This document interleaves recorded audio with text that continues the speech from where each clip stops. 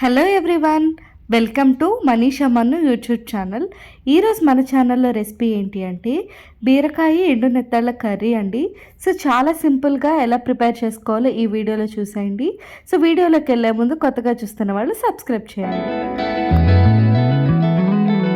బీరకాయ ఎండు నెత్తళ్ళ curry prepare చేసుకోవడం కోసం కావాల్సిన ఇంగ్రీడియంట్స్ ఏంటి అంటే ముందుగా లేత బీరకాయలు అండి.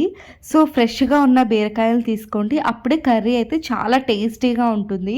మనకి మార్కెట్లో డార్క్ గ్రీన్ కలర్లో బీరకాయలు దొరుకుతాయి, అవి కన్నా కొంచెం లైట్ కలర్లో ఉండే బీరకాయలు తీసుకోండి, చాలా బాగుంటుంది కర్రీకి. నెక్స్ట్ ఎండు మెత్తళ్ళు అండి. సో ఒక 5 to 10 ఫిషెస్ వరకు అయినా తీసుకోవాలి.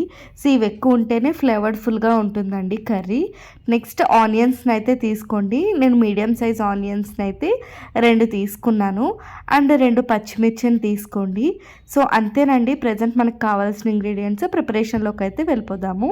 సో ప్రిపరేషన్ కోసం ముందుగా స్టవ్ ఆన్ చేసుకుని బాండి పెట్టుకోవాలి. అందులో ఒక 2 టేబుల్ స్పూన్స్ వరకు ఆయిల్ని యాడ్ చేసుకోవాలి. సో మనకి ఎండు మెత్తళ్ళు నాన్ వెజ్ స్మెల్ రాకుండా ఉండాలి అంటే ముందుగా ఇలా ఆయిల్లో ఫ్రై చేసుకోవాలండి.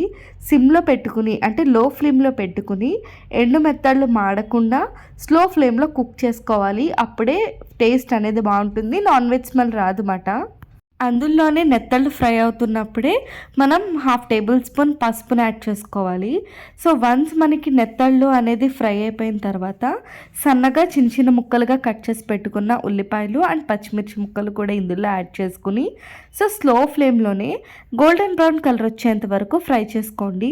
సో మనకి కర్రీ ఎంత లో ఫ్లేమ్లో కుక్ అయితే అంత టేస్టీగా ఉంటుంది. సో ప్రెజెంట్ అయితే స్టవ్ మీద చేస్తున్నాం, కానీ ఇలాంటి నాటు కర్రీలన్నీ కూడా సో కట్టెల పొయ్యి మీద కొండలో చేసుకుంటే ఆ టేస్ట్ ఎక్సలెంట్గా ఉంటుందండి.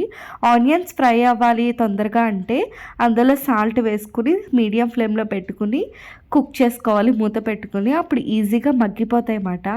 సో మనకు ఆనియన్స్ అన్నీ కూడా ఇలా చక్కగా ఫ్రై అవ్వాలి. వన్స్ ఇవి ఫ్రై అయిన తర్వాత అందులో బీరకాయ ముక్కల్ని చిన్న చిన్నగా కట్ చేసుకుని ఇందులో యాడ్ చేసుకోవాలండి. యాడ్ చేసుకున్న తర్వాత ఒకసారి మొత్తం కలుపుకోవాలి. సో మనం ప్రెజెంట్ ఇప్పుడైతే ఏమీ వాటర్ వేయకూడదు, మనకి బీరకాయ నుంచి వాటర్ అనేది వస్తూ ఉంటుందన్నమాట. సో ఆ వాటర్ తోటి కర్రీ అనేది హాఫ్ ఆఫ్ ది పార్ట్ మనకి కుక్ అయిపోతుంది. సో మొత్తం మిక్స్ చేసేసుకుని లిడ్ క్లోజ్ చేసేయాలి. సో ఇలా అట్లీస్ట్ ఒక 2 to 5 minutes అలా ఉంచాము అంటే బీరకాయ నుంచి వాటర్ ఫామ్ అయ్యి మనకు ఆల్మోస్ట్ బీరకాయ అనేది కుక్ అయిపోతుంది. మనకి కర్రీ టేస్ట్ రావాలి అంటే ఇలా మగ్గించడంలో చాలా టేస్ట్ అనేది వస్తుందండి. సో మనకి కర్రీ చూసుకుంటే బీరకాయ మనకు ఆల్మోస్ట్ ఒక 20 to 30% వరకు కుక్ అయిపోయింది. సో నెక్స్ట్ ఇందులో టేస్ట్కి తగ్గట్టుగా కారం వేసుకోండి. నేనైతే 1.5 టేబుల్ స్పూన్ వరకు కారం వేసాను.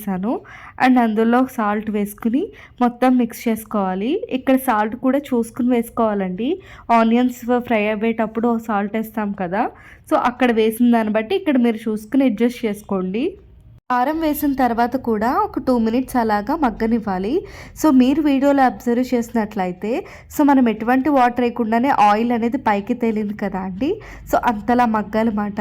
సో వన్స్ అదంతా మగ్గిపోయింది అని తెలిసిన తర్వాత అందులో జస్ట్ ఒక టీ గ్లాస్ కన్నా తక్కువే వాటర్ని యాడ్ చేసుకుని మూత పెట్టేసుకుని మంచిగా కుక్ చేసుకోవాలండి.